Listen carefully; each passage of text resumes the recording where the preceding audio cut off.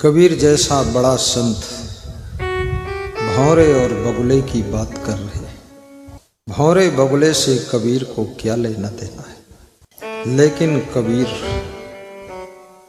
सांकेतिक ज्ञान प्रदान कर रहे हैं।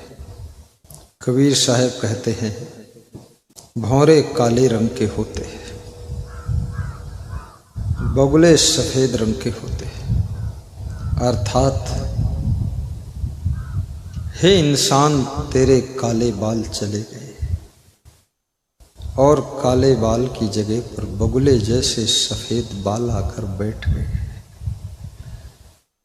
अर्थात धीरे धीरे तेरा बचपन बीत गया, तेरी जवानी निकल गई और बुढ़ापा आ गया।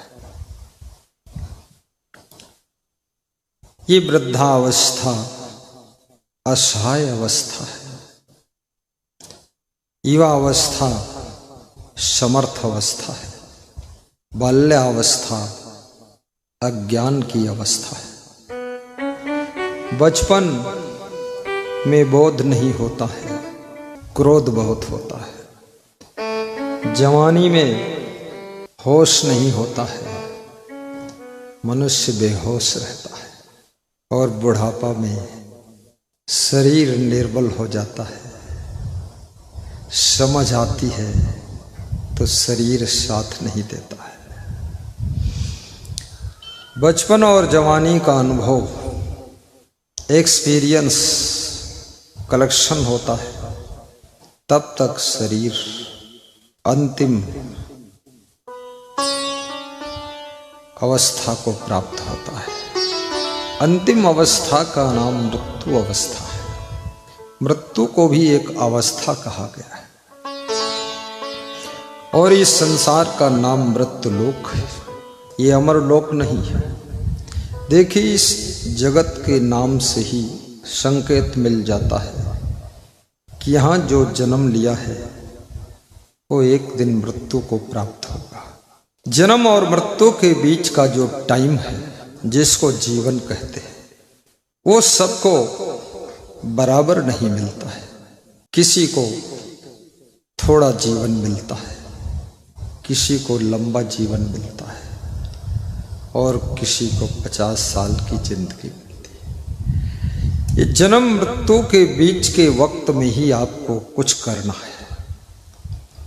स्वयं शरीर की आवश्यकताओं को पूर्ण करने के लिए भी व्यवस्था करना है, प्लस साथ में दूसरों के लिए भी कुछ करके जाना है।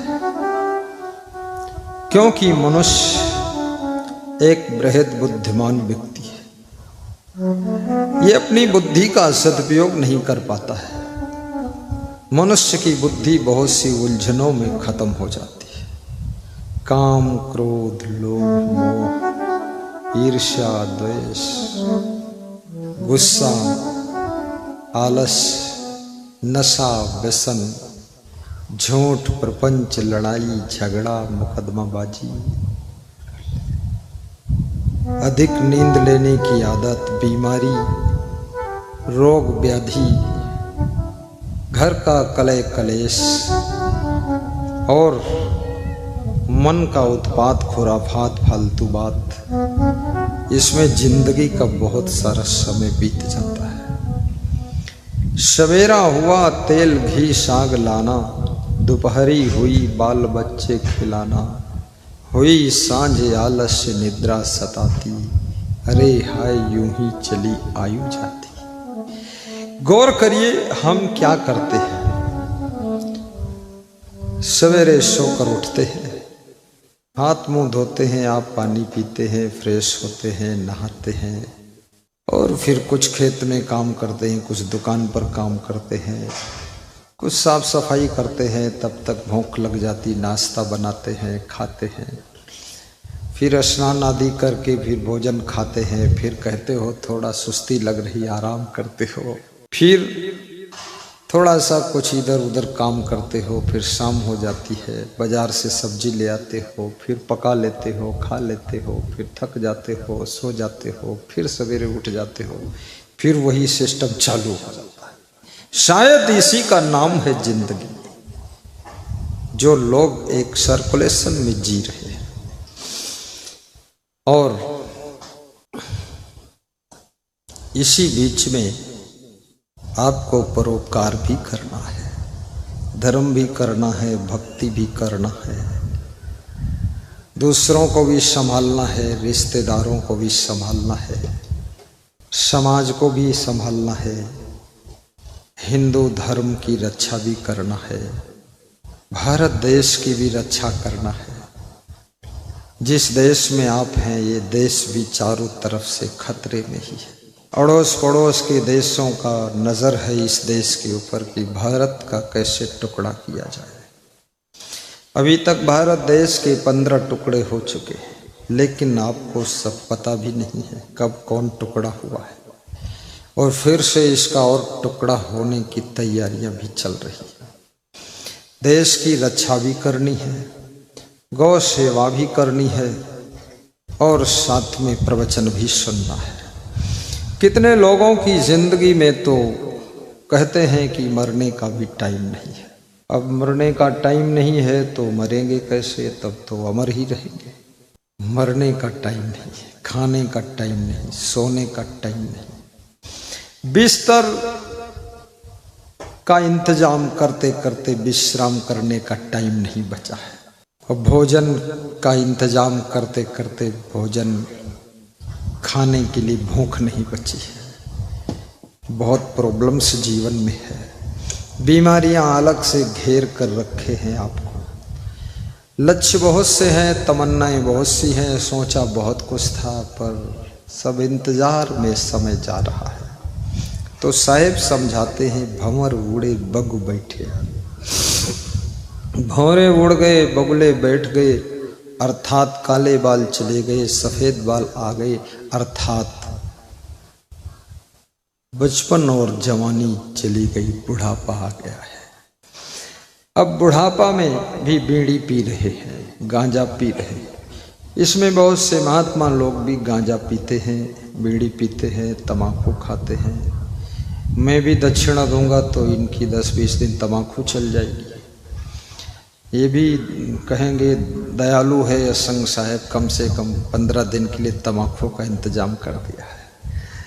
अब इन महात्माओं से मेरा निवेदन है कि आप संत हैं, आपके पास में कोई व्यसन नहीं होना चाहिए। नशा नाश की जड़ है भाई, जिसका फल तिसे दुखदाई।